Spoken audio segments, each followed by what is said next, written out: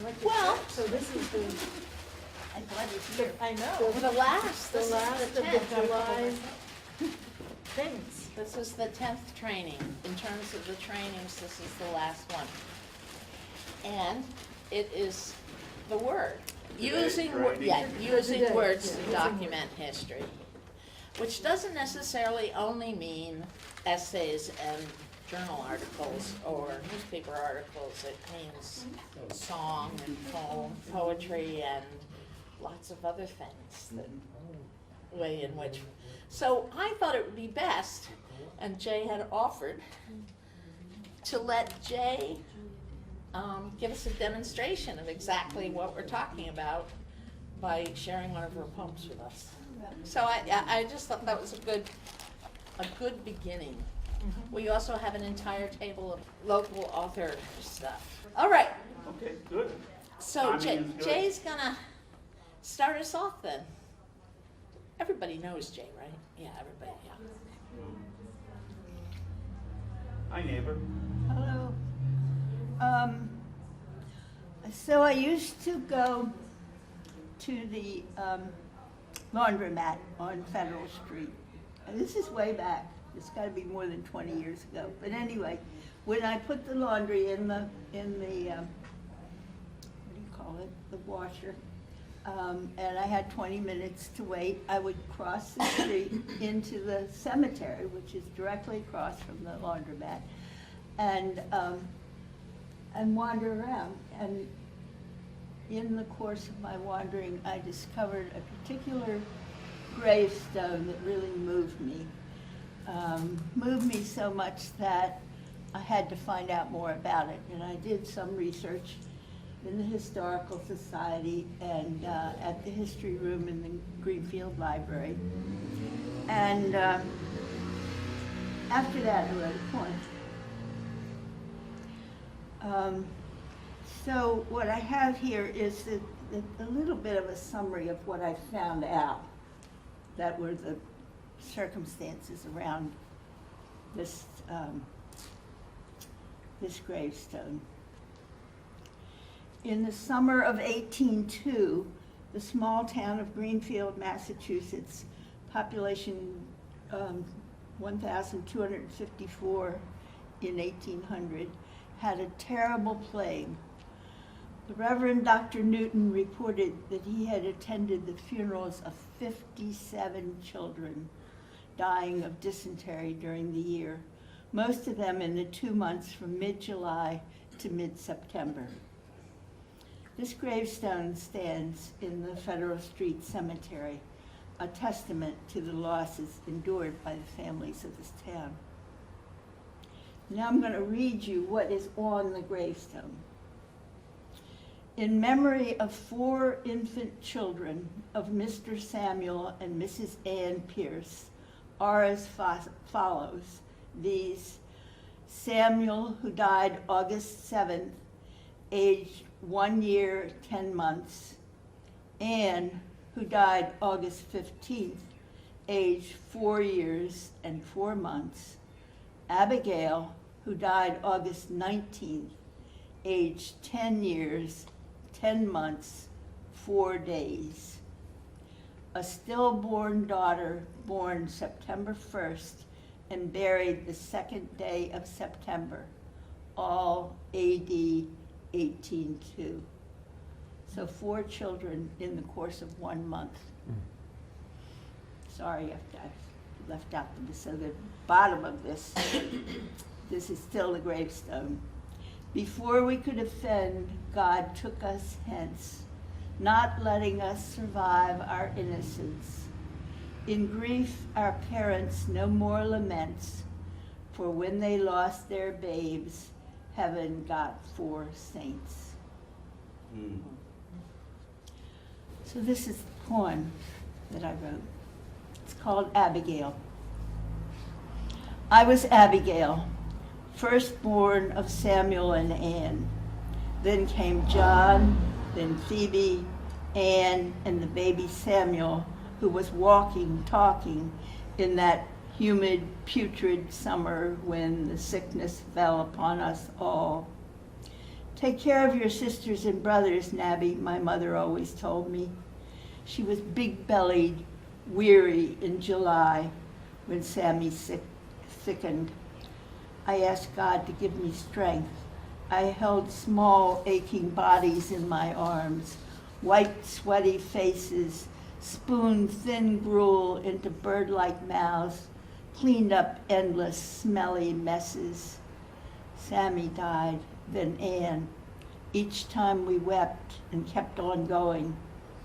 Then the weakness hit me, the cramping pain. My bowels loosened, my will was gone. I knew no more. I entered heaven, no pearly gates, only openness and love and light. Ann was clinging to my right hand, Sammy tugging at my left, and being spirits, it was possible. In my arms, I held my newborn baby sister, eyes shut, but she was smiling. We were welcomed into the everywhere, past time and space, where innocence and wisdom are the same. Each soul floats free, and all are part of one great whole.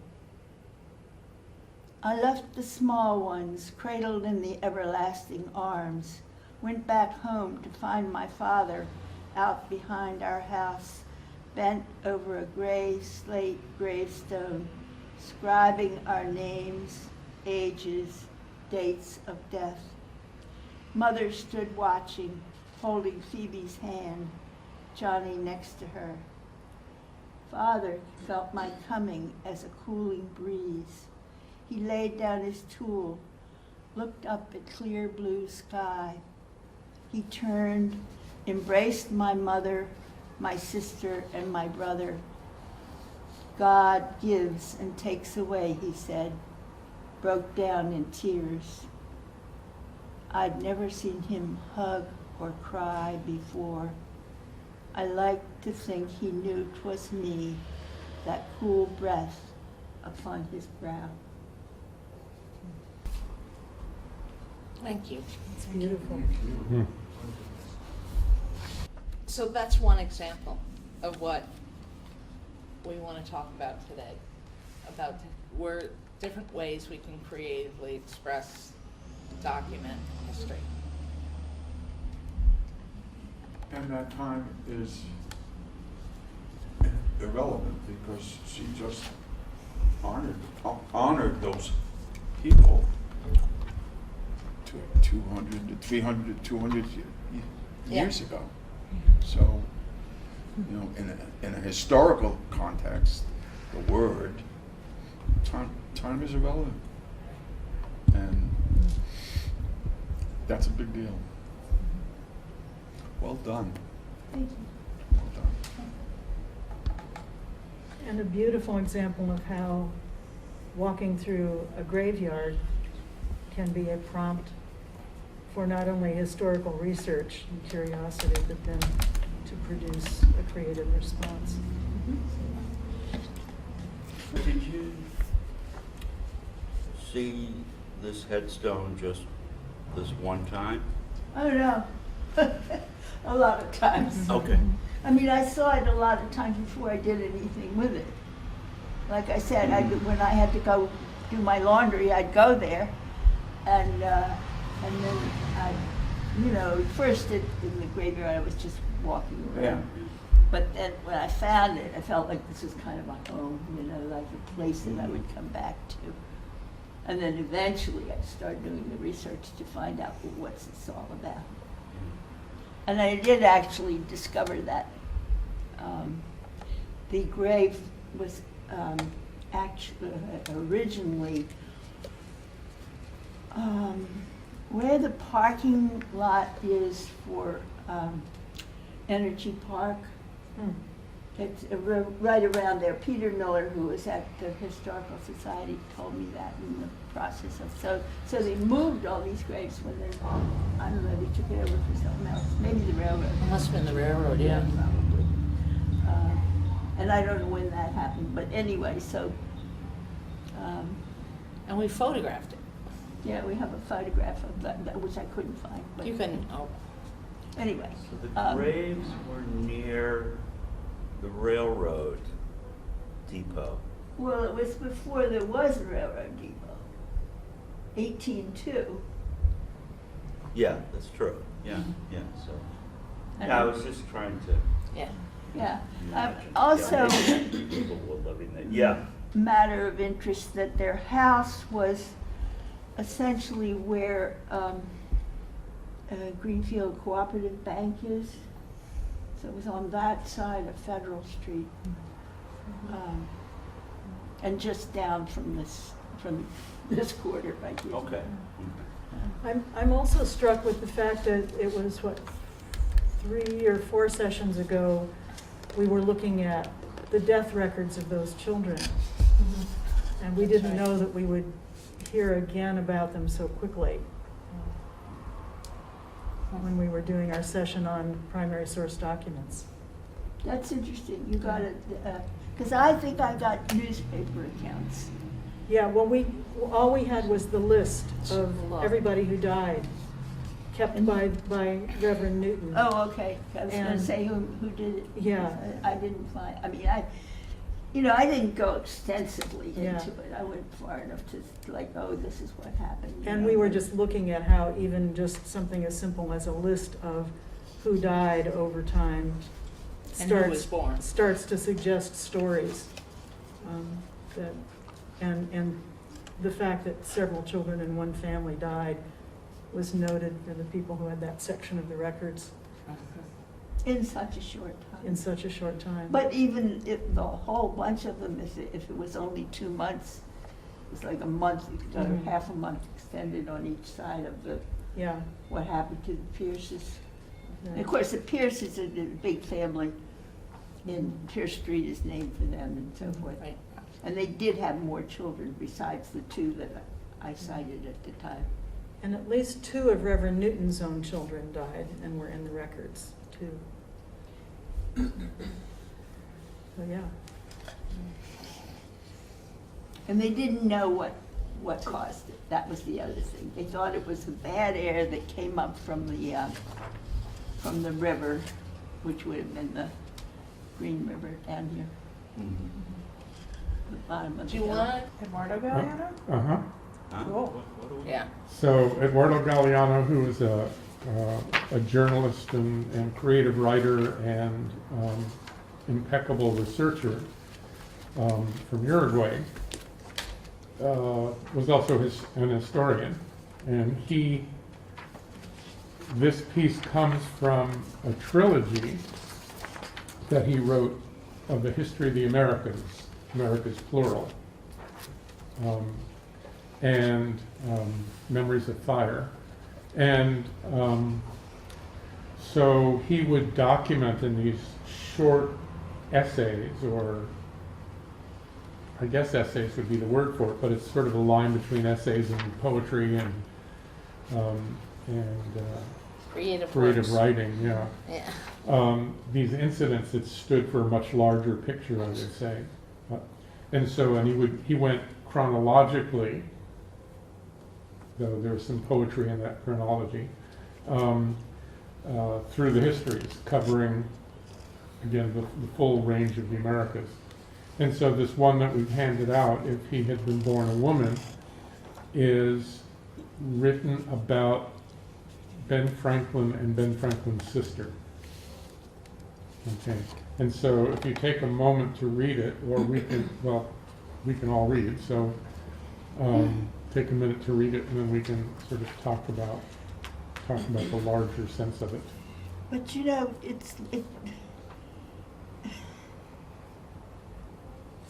it leaves out a whole lot of stuff. I mean, I read Joe Laporte's book, and it's really excellent, and it's so good because it focuses on the people that aren't famous rather than the people who are.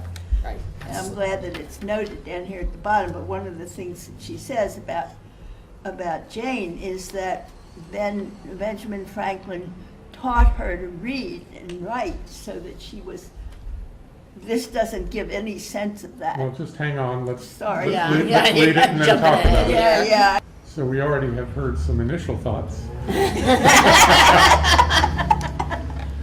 Yes, we do. And I think that's one of the things that is notable right off to me about Galliano's work is that a lot of times with history, they're dry facts that have literally no emotion to them. They are presumably the whole truth, and we sleep through them. And clearly, you were not sleeping through this. So the fact that there's an emotional piece to history, that there's an emotional piece to recognizing what's told and what isn't told is part of the story and part of what writing does. It also, But it was- Sorry. I was just thinking, you know what, we've talked about it in terms of visual things and the photographer choosing the frame, that if you were going to write less than a page about a person who lived an entirely full life, how would you possibly condense that without leaving out 99% of what's important to a lot of people about that person's life? And I was so glad when Lepore's book came out, because we had heard Galliano actually read this in Seattle when this book was fresh off the press. And it was astonishing, you know, to hear history delivered this way, with these little vignettes that just each one of them is like what we would call flash fiction these days, just a Yeah. real zinger kind of thing. But it always left me hungry for knowing, okay, but It's more than that, though, because it's such a bias. That's right. It assumes that she doesn't read or write. no, she teaches the ABCs to the children. Well, that's a whole different thing, I think. But if she does In what teach way? ABCs, then. She knows she how to knows read them. and write. Yeah, but it's more, I mean, But- it assumes that women do certain types of things and that, She didn't read philosophy. well, she did read books, Benjamin Franklin Center books, and she read them, and they were not all ABCs. right. They Yeah. weren't at all. But- And I would suggest that part of what Galliano is doing is not simply focusing on Jane, but focusing on those who are A known and larger- those who are not known, and highlighting what he did to meet what his intention was. And I'm not defending him here, just sort of imagining, I guess, that the point he was making through this specific instance was that there's a lot of privilege that men had that women were shut out from, and that we don't know their stories, or we don't necessarily know their stories. So he left out a lot of details to make the point he was making, which is, you know, a And- choice he made. And with the available information he had when he wrote this, which was in 1987, Lepore did her research and published her book in 2013. So, you know, I don't know what he had available to him, but that's another aspect to it. But yes, he definitely has an editorial slant on why he's choosing this story, and he's choosing the story of somebody who could have been a Benjamin Franklin, but because of gender was Jane. Forbid, right. Yeah, yeah, And not allowed to. yeah. And beyond, But the title, Gives, he tells us that. had been born a Mhm. woman. Right, right. It's not if she had been born a man. Yeah. Well, if he'd been born a woman, he wouldn't have be on our money at the moment. Well, anyway, it's clear that it does bring us in a very emotional way. And as soon as we have any details at all selected, people are gonna know the ones we left out, if they know the story well, and they're gonna question, you know, what's the realer story. And the more I go into these looking for these little examples, and I couldn't have planned for this one, but it's exactly what's been happening on everything, I find that there's just because it's old and it's been around for a long time and assumed to be true doesn't mean it's exactly right. Even though that phrase is so popular today, you know, you're exactly right, they say all the time on news shows, you know. No kidding. Pass this around. This is a song, you can read the lyrics, and we can cut my singing out of the video for the sake of the audience at home. I think it's fine. So did I. As we go marching, unnumbered women dead go crying through our singing their ancient call for bread. Small art and love and beauty, their drudging spirits knew. Yes, it is bread we fight for, but we fight for roses too. As we go marching, marching, we bring the greater days. The rising of the women means the rising of the race. No more the drudge, the idler, ten that toil where one reposes, but a sharing of life's glories, bread and roses, bread and roses. The original poem repeated last two lines of the second verse there. But as I dug into this a little bit, I found a source that said that James Oppenheim always said that it was the strikers in Lawrence carrying a banner proclaiming "We want bread and roses too" that inspired this poem. But this discerning place noted that he wrote the poem in 1911. It was published in 1911, and the strike was 1915. So there was something in the air about bread and roses, but even the writer, the poet's own memory was faulty in terms of what really inspired his writing it.